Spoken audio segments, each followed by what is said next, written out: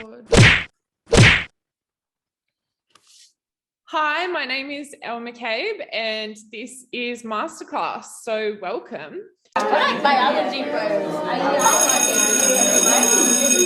I know, it's better at the beginning. I'd like to introduce my first guest, and his name is Thomas Mitchell, and I'll be doing a short interview with him today.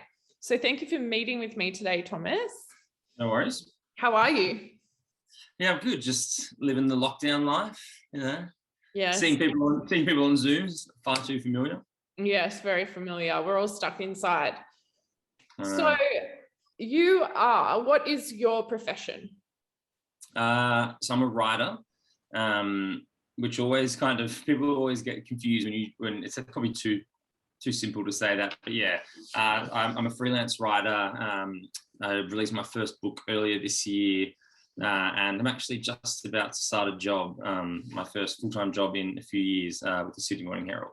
So That's yeah. exciting. So you, as a writer, do you feel like you have quite a scope on where you channel that skill? For example, is your book that was published, is that a novel? And do you write articles for other publications? Like, how does it work in terms of variation? Yeah, so yeah, the book was non-fiction. And it was basically a collection of true stories of people's worst days on record. So I would kind of go out and interview them. Yeah, it's perfect subject matter for, this time in history. And I would go out and interview them and then kind of write their stories up. But yeah, I mean, it does offer a lot of scope. Like the writing that I do has typically tended to be like opinion-based stuff or, kind of like humorous columns or like writing across like lifestyle and entertainment and stuff like that. So obviously, like, I've always differentiated between there's like journalists, which I don't really consider myself, even though I did study journalism, and then writers, and especially like the deeper I've gotten into my career, I feel like I've definitely become more of like a writer. So someone who kind of writes about what's going on and responds to things, as opposed to journalists are much more like, they have their beat, they're working every day, out there kind of like talking to people and more news driven. So yeah, that's kind of like how it all works in terms of the hierarchy. Oh, that's really interesting. So how did you get into it? What interested you in becoming a writer or studying journalism? Yeah. I don't know. It's one of those weird things. Like I've talked about it a lot, especially since the book came out. Like I was never one of those kids that like kept journals or anything like that. Like I wasn't, like someone who was a really, I guess like driven writer as a child, but I did always love to read. I think that was kind of what like got me in first. I was a big reader, I always have been. And especially as I started to get towards the end of my schooling, I was reading a lot. And, I guess it's one of those weird things when you're at school where you kind of are pushed, even if you don't feel like thinking about what you want to do with your life. And you don't necessarily have to know, obviously. But because everyone around you is talking about it, it consumes so much of your time that you can't help, I guess, like, tossed over in your own mind. And so I was reading a lot, especially like in year 11 and 12. And I just kind of thought like I would, it sounds super cliche, but I would like really feel like most content when I was reading a book that I really loved or reading a story that I really loved. So I guess that was almost the thing that drew me in. So when it came time to apply for something to do at university, I was like, okay, so I did a Bachelor of Journalism at Wollongong and a minor in creative writing, which is funny because that basically very much like sums up probably how I've approached my career in writing. But yeah, so I think that was what it was. And then also I always really liked the, I guess the satisfaction of finishing a story and then being able to show it to people and, getting that kind of feedback. I always really liked that. And yeah, so that was kind of what drew me in. That's so cool. Did you hear that, kids? Make sure you read. Yeah, lots of reading. Specifically my book. Actually, do you have your book there? And can you show us the cover? I do. I am constantly surrounded by copies of my book.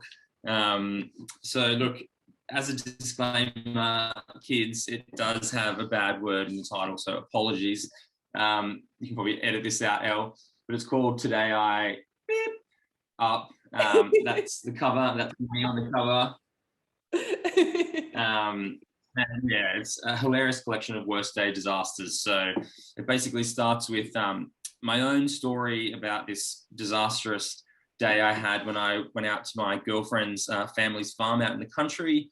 And I'm a real city slicker, and I ended up crashing a granddad's ute, and I got stung by a wasp, and it was a comedy of errors. But so yeah, if your students are after a laugh, or their parents, then there's my shameless plug. Awesome, thank you. And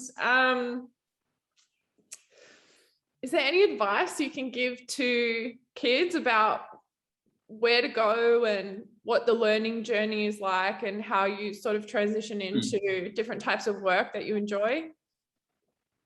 Yeah, I think, obviously, as I said before, it's so different for each student, I think, like when you come out of school, but especially I think for me, when I was at uni, I feel like you kind of get sucked into doing, inevitably you'll pick whatever degree you're going to do, and you end up, you get overwhelmed with all these subjects, and a lot of it, ultimately, as bad as it is a bit useless. But I always found I always paid particular attention to the courses or classes or shoots that always brought in people who were still working in the industry. So inevitably you will find that when you go to university or college or TAFE or whatever, there are going to be people who are just like rusted on lecturers who have been in the system for a long time. And they're great, don't get me wrong, but I always found I got the most out of the kind of guest lecturers or people who came in that were still working in the industry that you're keen on. Because I just think that type of real world knowledge and that finger on the pulse of what you're wanting to get to is the most rich with information that will probably be useful to you. So yeah, I guess my advice would be look, depending on, and this kind of goes for people who also don't end up going into education after school, but just figure out, once you figure out what you want to do, find and surround yourself with people who are in that industry. Because that's kind of the fast track way to get there. And especially in my industry too, and I don't know if this is still the same now, but obviously internships are a big thing. And I think now actually there's more and more paid internships around. It used to be very much you would rock up and get coffee, blah, blah, blah. But yeah, I think, whether it's an internship or just getting an opportunity to spend a couple of days a week with someone who's, working in a field that you're keen on, it's just always you might cop it for a few months and you're making no money, but someone will leave or get hit by a car or something, and an opportunity will arise. And, if you've been around, then chances are they'll be let's get that kid that hasn't left us alone. Right. So that really comes down to really engaging with practical experience and real world experience. Yeah, massively. And you feel like that would be really important for students to remember to hone their skills by being practical, by being in the field.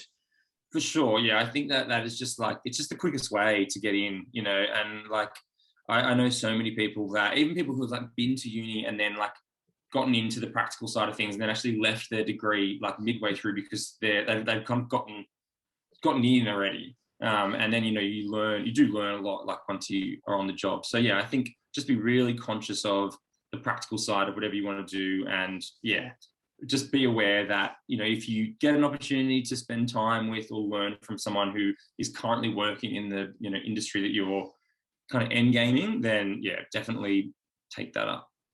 Amazing. Well, thank you so much for having this chat, and I'm sure the kids will really enjoy it and find it super useful. And it was awesome and it was awesome hearing about how writing is an amazing career, but also a creative pursuit as well. Yeah. You can do both. They said it couldn't happen, but awesome. No, well, thank you so much, Thomas. And thanks for having me. I'll be sure to put a link to the book at the end. Yeah, perfect. Thank you. Thanks so much.